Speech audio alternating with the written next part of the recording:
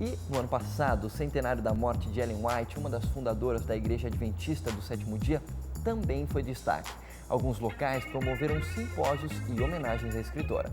No início do movimento adventista, os pioneiros levaram quase 2 décadas até a organização formal da igreja. O número de observadores do sábado era bem reduzido e eles criam que Jesus ia voltar logo. Então não havia uma intenção de organizar uma igreja. Isso só ocorreu à medida que a igreja foi se expandindo e também crescendo numericamente, e para manter a unidade e outros motivos mais, foi necessário o estabelecimento de uma organização. O Dr. Merlin Burt, professor de História Adventista, lembra: of course, there were those who were opposed to organization. é claro que haviam aqueles que se opunham muito à organização. E por que eles se opunham? Eles acabavam de sair do movimento millerita, e no movimento millerita, a crença deles na segunda vinda de Jesus fez com que as igrejas normais, as igrejas regulares, metodista, batista, conexão cristã, qualquer que fosse, os rejeitasse. E essas eram igrejas que tinham um credo, eram formais, eram como a igreja católica e tinham um formalismo que eles queriam ficar longe. Então eles não queriam nenhum tipo de organização para não se tornarem como as igrejas que eles deixaram. Mas Tiago White disse não, e Ellen White disse não, isso é diferente. Nós estamos nos organizando com uma missão. But James White said no, and Ellen White said, no, this is different. We're organizing with a mission. Então nós temos Tiago White, que se tornaria um líder, Ellen White, uma profetisa com 17 anos, e depois outros jovens se unindo a eles, com exceção de José Bates. Todo o núcleo era jovem. Entre esses jovens, Ellen White teve um papel especial, mas o Dr. Burt avisa: é muito importante entender o que ela fez e o que ela não fez. O que ela fez foi desempenhar um papel de guiar os ministérios que ela originou. Os ministérios-chave que vieram através de visões sobre publicações, sobre ministérios de saúde, sobre educação, a missão mundial da igreja, a estrutura organizacional e todas essas coisas que Deus deu orientações através dela. Mas o que ela não fez foi originar as doutrinas e a fé. Esse é um ponto muito importante para compreender. Nossas doutrinas e nossa fé, o sábado e todas as coisas como o santuário e todas as outras doutrinas que nós temos são baseadas na Bíblia. E ela é muito clara, e seu papel é muito claro em nos levar para as Escrituras, e a Bíblia continua sendo a base para tudo isso. Contrariando a ideia que muitos fazem sobre a origem da Igreja Adventista, o diretor do Instituto de Pesquisa acrescenta: Was Ellen White basis of the Seventh-day Adventist Church? Ellen White foi a base da Igreja Adventista do Sétimo Dia? Não. Não é justo dizer isso. Eu leciono sobre teologia adventista aqui no seminário e digo isso há muitos anos. Ellen White é uma das fundadoras da igreja, isso é justo dizer. Ela, Tiago White e José Bates. Mas eles nunca pensariam ou diriam que foi fundada nela, ou mesmo nas suas visões. Um estudo sobre o movimento aponta que Deus os guiava em seus estudos das Escrituras. Então o movimento se originou da mensagem bíblica. E Ellen White entendia o seu ministério profético com 2 propósitos. Isso é muito importante para quem quer entender Ellen White e seu papel. Ela estava lá para nos levar a Jesus. Sua ênfase em Jesus e na salvação é poderosa. A segunda função é nos levar à palavra. Seus escritos nos levam à Escritura. Seus escritos não são ideias dela. Seu conteúdo são as Escrituras. Ela nos empurra para a palavra. Então o fundamento não é ela. O fundamento é a mensagem bíblica.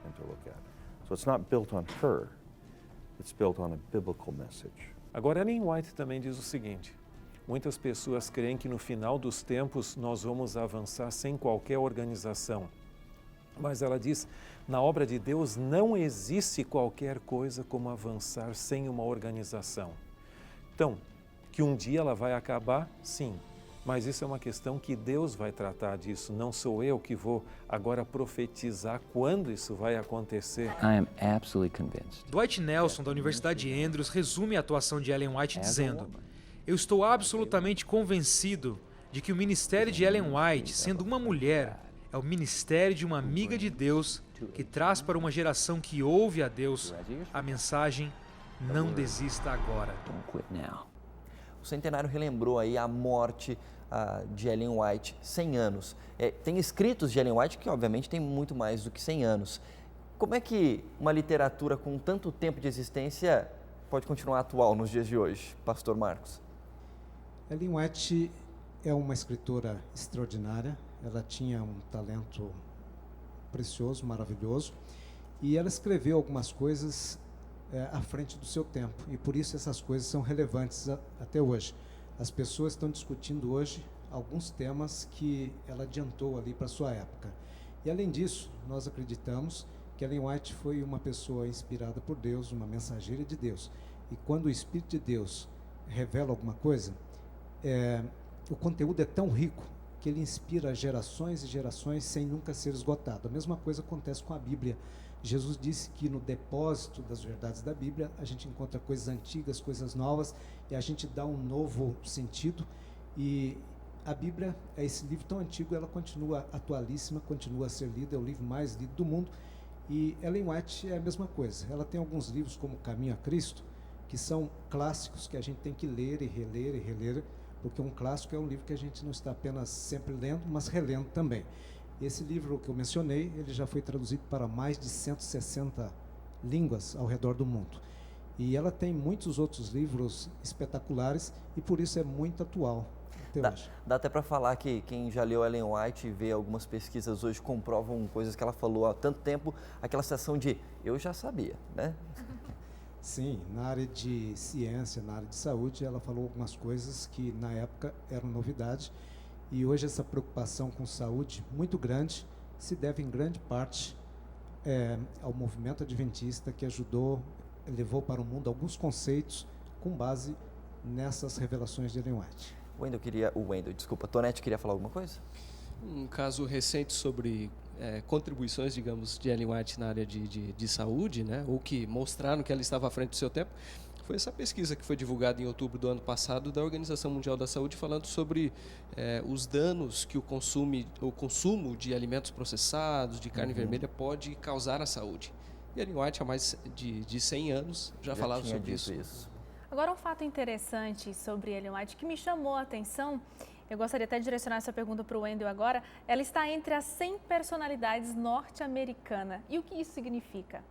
Então, a revista do Instituto Smithsoniano classificou Ellen White como uma das 100 personalidades mais importantes da cultura norte-americana. Entre as pessoas, os religiosos, vamos dizer assim, ao lado de Martin Luther King, Billy Graham e outros, ela figura entre esses 11 primeiros. A importância de Ellen White é muito grande porque ela foi uma mulher além do seu tempo, como o pastor Marcos disse, ela influenciou todo o movimento religioso e ela também foi ícone de algumas mudanças de paradigma. Por exemplo, na educação, na época dela, fim do século XIX, se valorizava muito o estudo dos clássicos gregos, a literatura latina, e ela enfatizou muito um ensino mais prático, mais profissionalizante, mais ligado ao cotidiano, à vida. Então essa era uma mudança de paradigma significativa. E também de preparo para a missão, para o trabalho missionário da igreja. Então Ellen White, por esses e outros fatores, além dela ser a autora mais traduzida na história da humanidade, faz dela realmente um ícone, um marco, uma mulher das mais importantes do seu século. Agora, quem já leu alguns livros de Ellen White, de repente os nossos telespectadores podem já ter lido isso, percebem que o texto, até pela época que foi escrito, né, há mais de 100 anos aí, é um texto um pouco mais difícil de ler em alguns momentos. Existem alguns planos de facilitar essa leitura para um público, inclusive mais jovem, que às vezes tem um pouco mais de dificuldade com essa leitura com um texto mais antigo, não é? É verdade. Há um plano global, na verdade, da igreja de tentar adaptar os livros de Ellen White para a linguagem de hoje, né? E o ano passado foi um marco nesse sentido, porque a Casa Publicadora Brasileira publicou no início do ano um livro com o título Os Escolhidos, que é uma versão para adolescentes, para o público adolescente, do livro Patriarcas e Profetas, que é um clássico, como a gente sabe, de Ellen White, né? E no final do ano também foi publicado o segundo volume dessa série, que vai ter 5 volumes, né?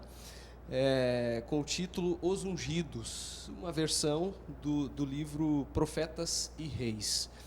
E agora o Revista Novo Tempo vai para um breve intervalo e na volta tem mais notícias sobre os melhores momentos de 2015. Então você já sabe, fique com a gente aqui na TV Novo Tempo, a gente volta já.